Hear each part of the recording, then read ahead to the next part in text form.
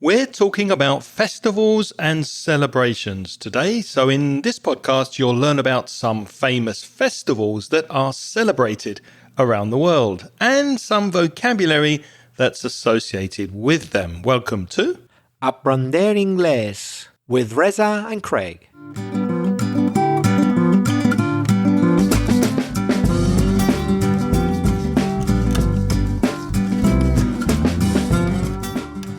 Hello and welcome to the podcast, especially if you're a new listener. My name's Craig.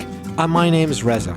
And with nearly 60 years of teaching English between us, we'll help you improve your English and take it to the next level. How are you, mate? I'm feeling great thanks to that nice cup of coffee and really nice selection of chocolate that we've just eaten. Everybody knows that Craig's a big fan of chocolate. He's just given me no fewer than 3 different pastries with different chocolate combinations in them. Wow, fantastic. What a way to start the first podcast of 2025. Although we did record this podcast last year, but you're listening to it in 2025 or later. And obviously I can't ask you, Reza, how you spent New Year's Day because it hasn't happened yet. Isn't podcasting wonderful? It transgenders? Well, yeah, maybe. We were having a very interesting conversation during coffee about transgenderism, and it's still on my mind. But that's not the topic. What is the first thing on the agenda today, Reza? Well, we'll start off with a voice message from Carmen from Huelva.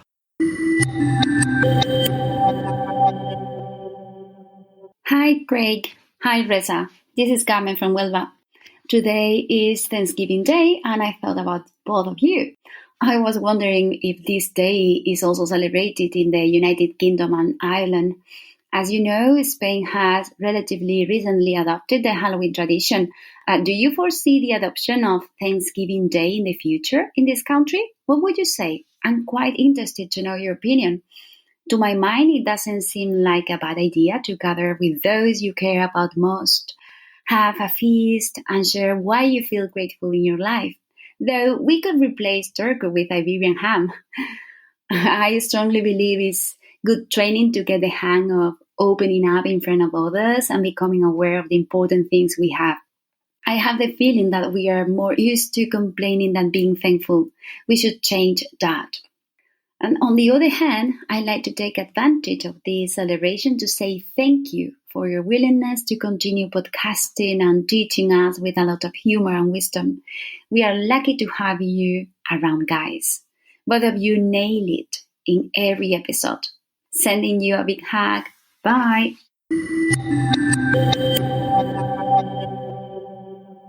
Thank you very much, Carmen, for your lovely message. It was a pleasure to listen to you. And speaking of time-shifted content, where we're jumping forward and back, Carmen's message was to do with Thanksgiving. Any comments, Reza? So your question, Carmen, is do you foresee, that's a very nice use of the verb foresee, do you foresee the adoption of Thanksgiving in the future in Spain? No, I don't. I don't even see it in Britain or Ireland, so much less in Spain, because it's a very specific celebration. I understand it as giving thanks to the land kind of thing for what it offers. Isn't that what Thanksgiving is? I think so, right? Yes. It's a very American-based tradition, I think, from the Pilgrim Fathers coming from Europe to settle in the US and giving thanks for having food and having found a place to live or something similar.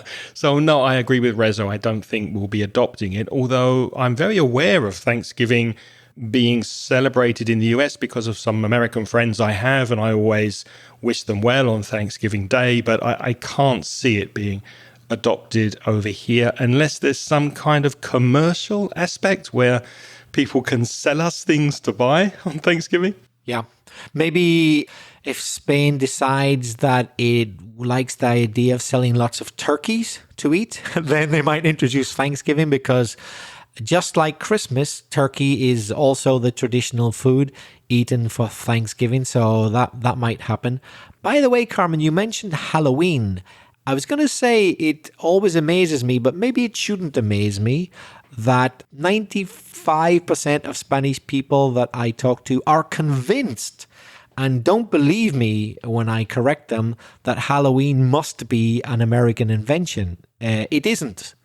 We can't say... It's Irish, isn't it? It's probably Irish, or it's from Ireland, but Ireland, as we know it, wouldn't have existed at that time. It's from what we now call Ireland, when the Celts lived there, and it's from before Christian times. We're fairly sure of that. It just so happens that in the modern era, it's much, much more popular in America than anywhere else. But the Americans did not invent it. It's a very, very old tradition. And I often ask my classes here in Spain around that time. So I say, Todos los Santos, All Saints Day, or Halloween, which is older? And they're all convinced All Saints. But of course it's not, because All Saints, as it self-defines itself, cannot have existed before Christian times, because it's to celebrate Christian saints, whereas Halloween was the thing that All Saints Day tried to replace. Because it's more of a pagan festival, isn't it? It's totally pagan. All Hallowed Eve or something? Yeah, All Hallows Eve. All Hallows Eve. That is the reason why the Catholic Church invented All Saints Day, because there is a connection. Think about it. In Halloween, it's about celebrating the dead, maybe come to life and do mischievous things. What's All Saints Day? Remembering all the dead people, you know. The church invented it to try to wipe out Halloween. And they were largely successful in most countries, but bizarrely, it is a nice twist, not in Ireland. In Ireland, we didn't really go for All Saints Day, and yet there aren't many countries in Europe as Catholic as Ireland. But we never went for All Saints Day. We stuck with Halloween. They weren't quite successful there, strangely enough. Interesting, yeah. Before we move on, I just want to congratulate Carmen on some lovely expressions she used in her message. To my mind, which is similar to, in my opinion, to have a feast, which is a very elaborate, big, large meal for a special occasion, a feast, I strongly believe was a lovely collocation, and to take advantage of this celebration. So some lovely language in your message, Carmen. Yes, and really good pronunciation as well. Next, we have a voice message from David, from a place that's very close to us, Valencia. Hello guys, I'm David from Alcira, Valencia. Currently I am an English teacher here in a private school in Valencia, and I've been listening your podcast these last 2-3 months, and I think they are amazing and wonderful because you are offering to us the opportunity to learn this fun part of English that books can't offer to us. So, having said that, what do you think if you talk about Las Fallas?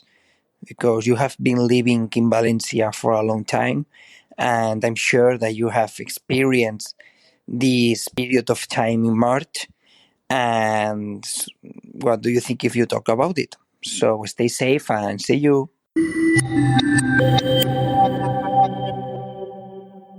Actually, I must apologize to David because it's taken me a very, very long time to include this message in the podcast, or to base a podcast around David's suggestion. I found his message that was lost in the mess that is my collection of email folders. So again, I'm sorry, David.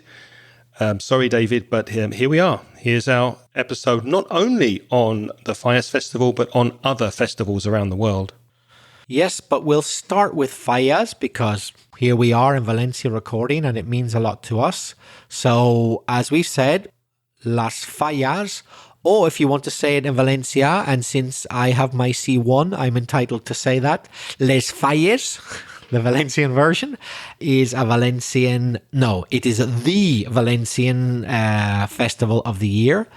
It's held, above all, the main days are from the 15th to the 19th of March. But let me clarify that a bit. I say the main days, yeah, but really preparations are quite apparent from February onwards. Yeah.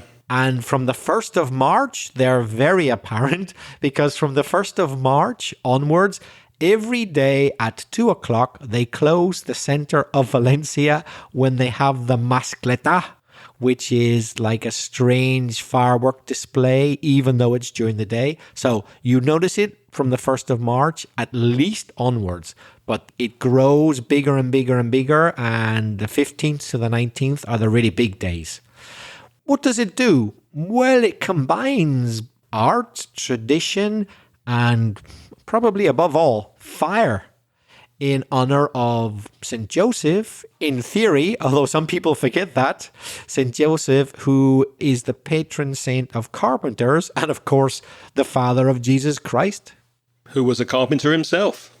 And the festival's highlight, the most important part that people tend to focus on, is the creation of these huge, intricate sculptures that are called fallas. And they're made of a combination of wood and papier-mâché and other materials, and then they're painted in bright colors, and they often depict or show very satirical or cultural themes. So there's a lot of kind of funny satire and political commentary, what's been happening in the region over the last year, and you can see this depicted or shown in these fire sculptures. Yes, I have a feeling that 2025 will feature a lot of very, very dark humor in Valencia because of what's happened here recently, the flooding. Yeah. I imagine we'll notice a lot of commentary in the fallas about that. Especially with some finger-pointing accusations against certain politicians for doing or not doing the right thing. So these fallas, so it's called the festivals Las Fallas, and then in many, many streets they erect the falla, like this collection of models and sculptures, etc. And these fallas are displayed throughout the city before being set on fire. Yeah, they're burnt, nearly all of them. A couple are saved for posterity, a couple of the really good ones. But 99% of them are burnt in spectacular bonfires during the final night, which is called La Crema, which means the burning. And the festival also has parades, marching bands, music in the streets. There are fireworks, as Reza said, during the day, which is a bit strange if you're British, because usually when we think of fireworks, we think of pretty colours at night where you can see them. But the 2 o'clock Mascletà, which is where Reza said that they have fireworks midday from March the 1st, that's focused more on the noise, on the rhythm, on the energy, and the bangs, the loud bangs that you hear. You also get traditional music at Fallas time, very colourful traditional costumes worn by the people who participate in the festival. And yeah, it's a bit like anarchy, but in a good way, with everybody coming out onto the streets to celebrate the birth of spring, dressing up, playing music and having a good time. I would say that the Mascletà, which Craig has just mentioned, which is the firework display in the middle of the day, which is more about noise, I would say that that's probably the closest you can get to experience what it's like to be beside an explosion without actually being beside a real explosion. It's probably the closest you'll ever feel to it, because there is a hell of a lot of gunpowder used in a Mascletà, a lot of gunpowder, and I really love the feeling. It's really exhilarating. Like, that means it's exciting and you feel alive. Ironically, being near so much explosive material, which could kill you if not treated correctly, but it's impossible to be near a Mascletà, near the heart of it, and not have your blood start pumping. Have you noticed that, Craig? Yeah. Especially I notice my wife gets very emotional because she is from Valencia. So there's something about the energy and the rhythm of the way the fireworks are let off. That phrasal verb, to let off fireworks, is very common. And yes, she loves it, and I like it too. And if you haven't seen the Fallas Festival, it's a great experience. I really enjoy it when friends come to visit and I can show them around and I get their impressions, their first impressions, which are usually very positive. And I like the transient idea of making these fallas, these sculptures, and then burning them. The fact that you put a lot of work and effort and thought and care into creating something very attractive, and then you burn it and it disappears. I like that idea of something obviously disappears, and that's the way of life, really. That's what happens. But as a resident who isn't involved directly in FIAS, I'm not really that much of a fan on a year-to-year basis. What are your thoughts, Reza? Exactly, yeah. I mean, you don't need to see it every year for 20 years or 30 years or more, but it is worth seeing a few in your lifetime. That would be my impression. But I do know Valencians who never miss a FIAS. There are some people. One festival that I have never seen that I would love to go and visit one year is the Rio Carnival in Rio de Janeiro, Brazil. Have you been to Brazil? I've never been to Brazil, but I would love to go to Carnival. Well, I know we have many Brazilian listeners to the podcast. I'm thinking specifically of friend of the show, Vessel. Hello, Vessel, if you're still listening to us. And many other listeners too from Brazil. What is the Rio Carnival and what do we know about it, Reza? Well, it is actually the world's biggest festival. So FIAS seems big here when you're in Valencia, but it's nothing compared to Carnival in Brazil. It's a 5-day celebration and it's filled with vibrant parades, of course, samba music. We're in Brazil, right? And dazzling costumes. If something's dazzling, that means they attract the light and the light moves in such a way that your eyes can't help but look at it. So the costumes are really dazzling. And it features competitions between different samba schools and street parties, which they call blocos, and a really festive atmosphere that showcases, that means shows off to the world, Brazil's very, very rich and diverse culture and their love of dance. Speaking of dazzling, I'm often dazzled by Reza's charm and vibrant personality. You're easily pleased. Moving from Brazil over to India, and one of the famous festivals in India is the Diwali festival, which is every year, and it's known as the Festival of Lights. It's celebrated across the whole country of India and also among Indian communities all over the world. It celebrates and marks the triumph or the victory of light over darkness. In other words, good over evil, good winning over evil. And how do people celebrate this? Well, the families light oil lamps, so lamps that are burning oil. They're called dayas. And they also set off fireworks. I think I said before, let off fireworks. Those phrasal verbs are quite interchangeable, aren't they? You can set off fireworks or let off fireworks. And people give gifts and presents. They exchange gifts and they enjoy very festive meals during this Diwali celebration, which lasts for 5 days, the same as FIAS.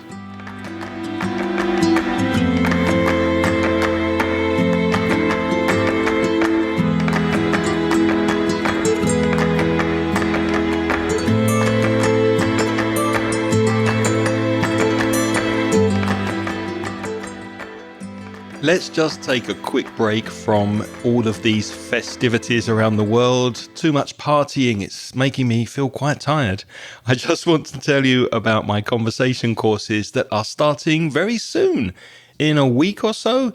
If you are interested, there are some places still available for January. So if you're listening before the courses start, or if you're interested in starting a course in February or in March or April or May this year, then get in touch so that we can have a consultation on Zoom, which is absolutely free. There's no obligation.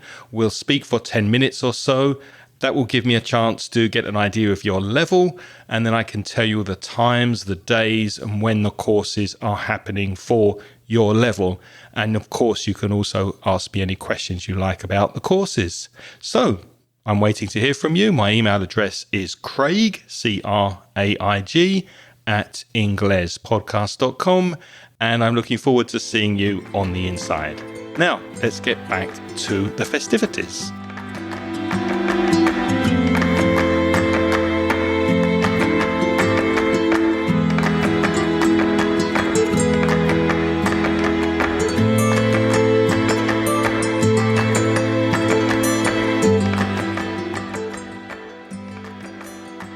I imagine a lot of listeners have heard of our next festival, Oktoberfest, which is held annually in Munich, in Germany.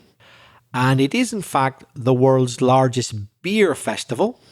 It spans, that means it lasts between 16 and 18 days. It depends how the days fall in the calendar year.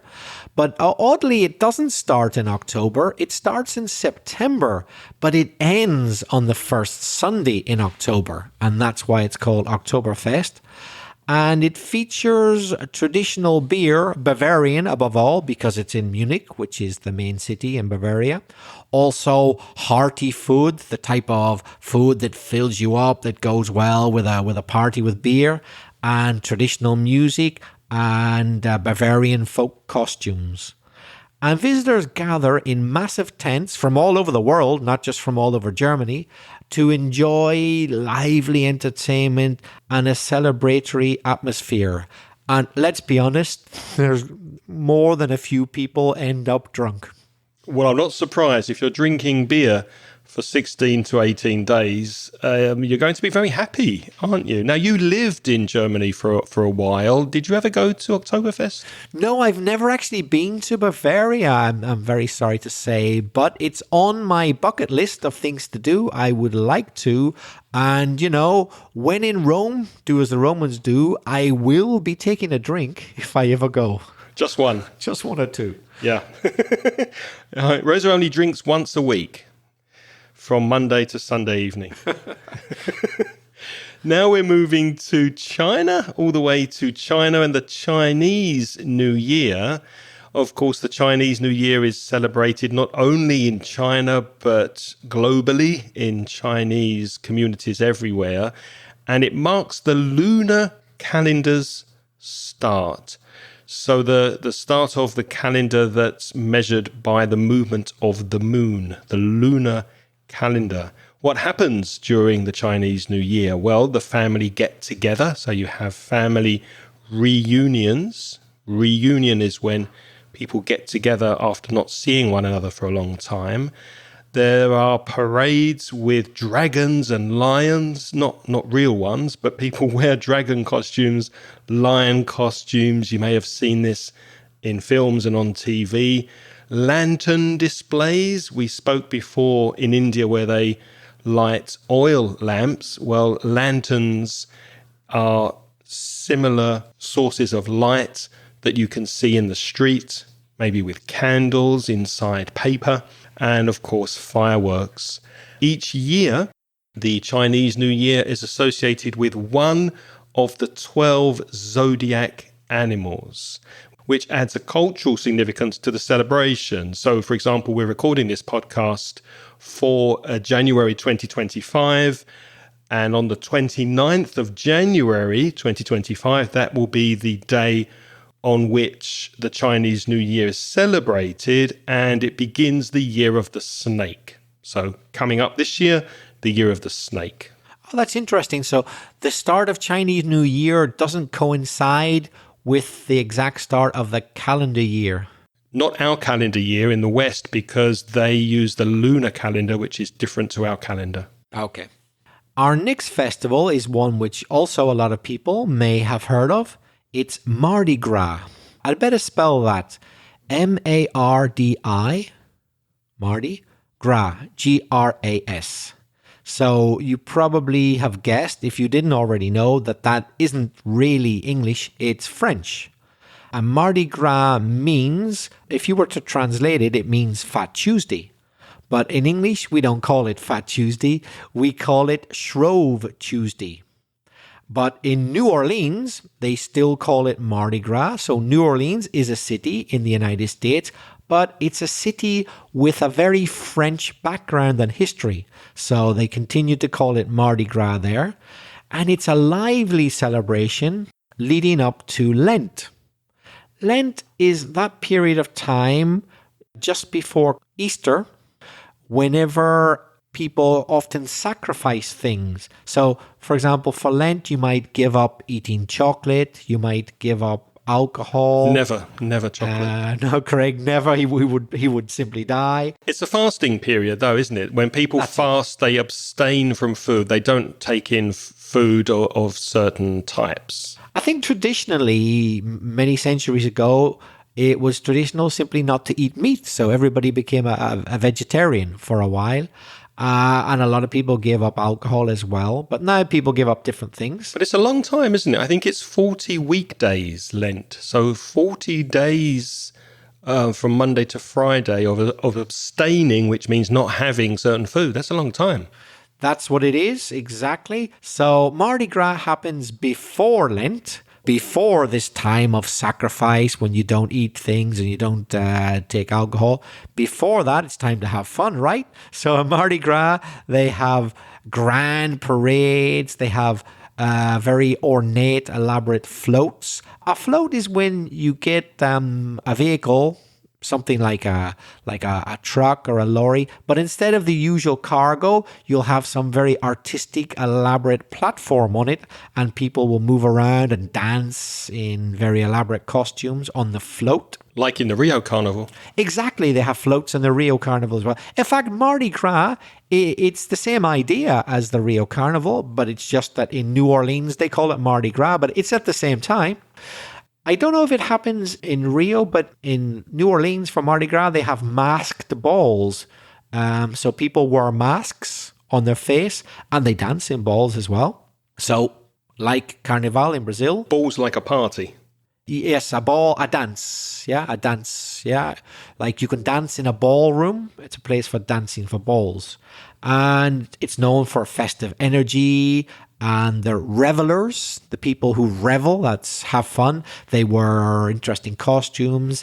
And being New Orleans, they enjoy jazz music, because New Orleans is the home of jazz, and Creole cuisine. So Creole is that mixture. New Orleans is famous for its mixture of cultures.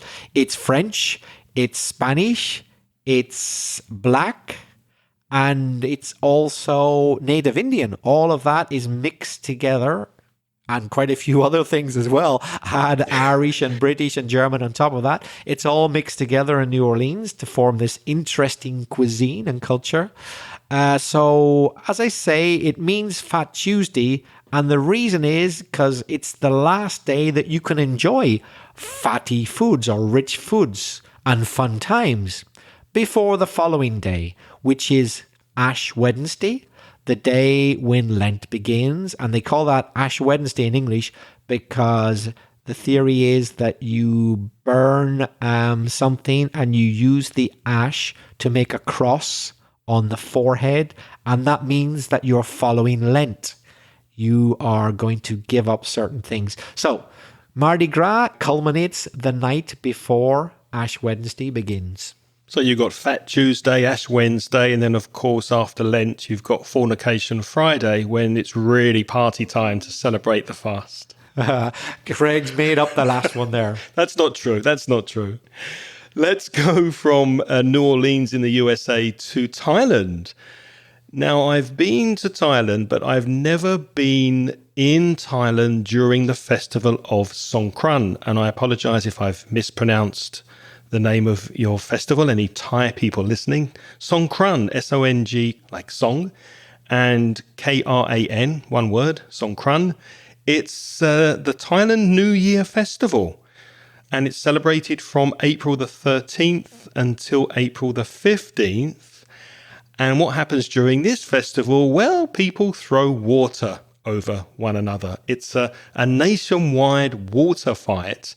They splash water, they throw water, and this is symbolizing purification and also bringing good fortune. So if someone throws a bucket of water over you suddenly when you're visiting Thailand, that's not because you're a foreigner from another country. That's because they're wishing you good fortune and trying to purify you.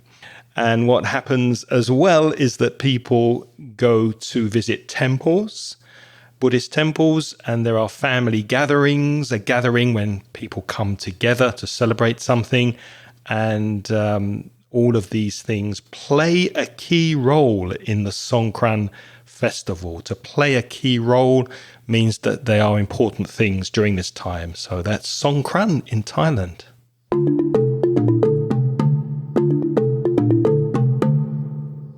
A lot of our listeners will know and will have experienced our next festival. That is the Day of the Dead, El Día de los Muertos, in Mexico, because we have quite a few listeners in Mexico.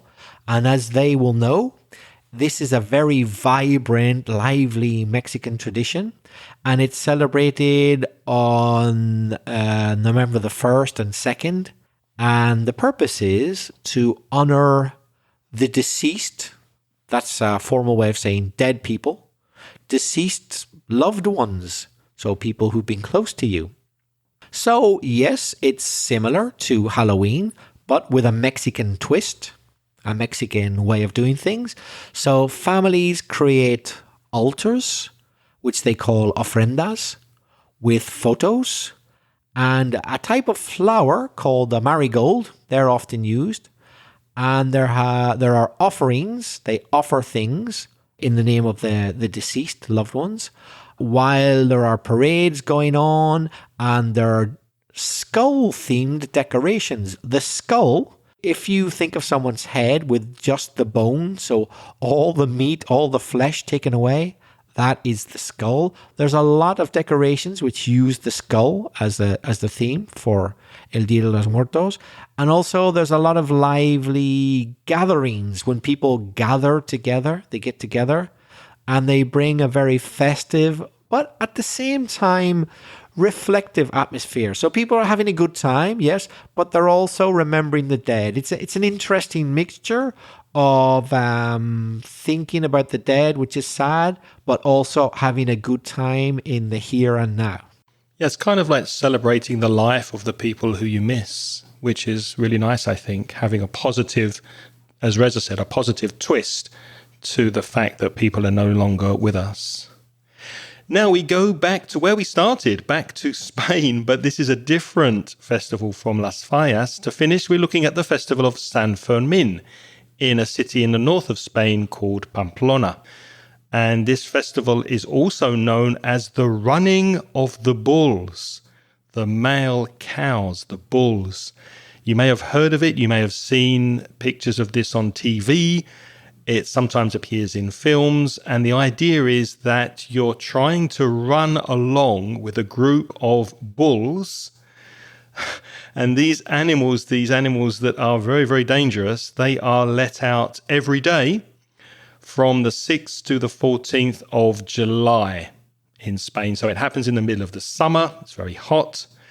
And it happens in the city of Pamplona. There's a specific route that is fenced off, which means obviously traffic and people can't use the roads during this time. And it takes the bulls and people run with the bulls all the way from La Cuesta de Santo Domingo to the bull ring. And they run the bulls into the bull ring at the end of the route. It's extremely dangerous, especially if you don't know what you're doing. And it often results in very severe injuries and occasionally death. People actually die during this festival, despite praying to Saint Fermin for protection.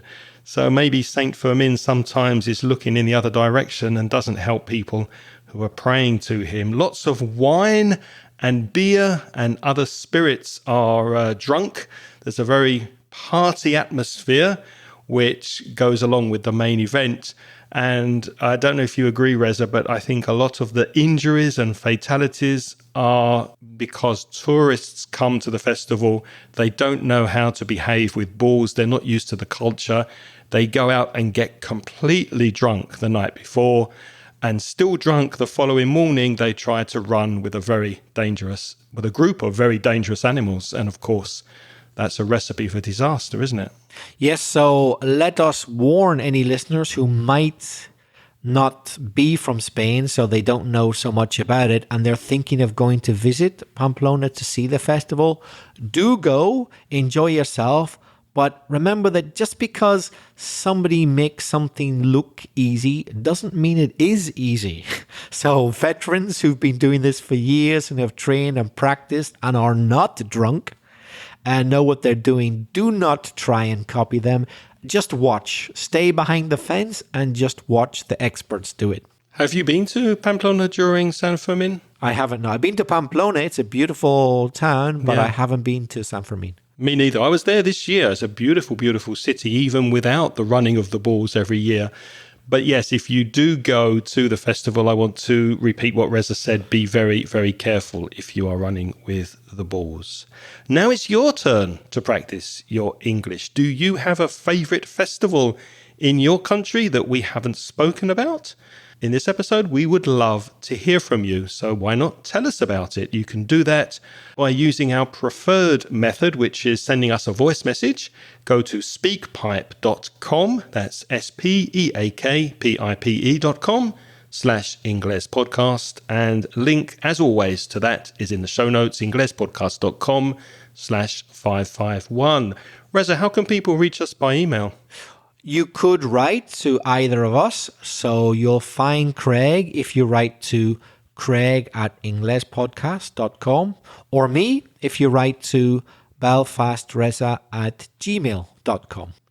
Now, if you're a Spanish speaker, and we know many of you are, and you want to improve your English with free and paid resources, why not visit the Mansion Ingles website at mansioningles.com. And for paid products, visit our online store at store.mansioningles.net.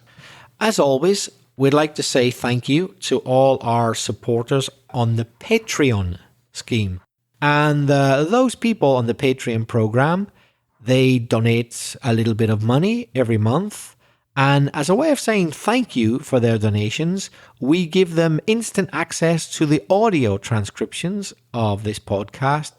And as an added bonus, we also now give them some live Zoom chats so that they can practice their speaking.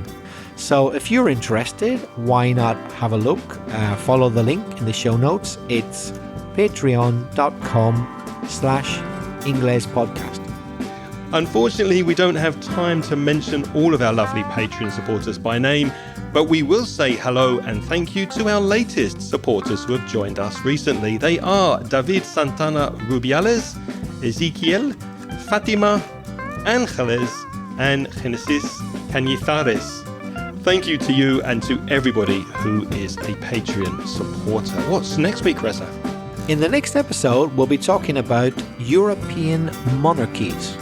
Well, here's something to think about. How many European monarchies are there at the moment? We will tell you next week, so don't miss next week's episode. Thank you for listening this week. Have a lovely week. Until next time, it's goodbye from Reza. And it's bye-bye from Craig. If you enjoyed this podcast, please remember to mention it to your friends so that more people can listen. And the music this week is by Pitts. The track is called See You Later.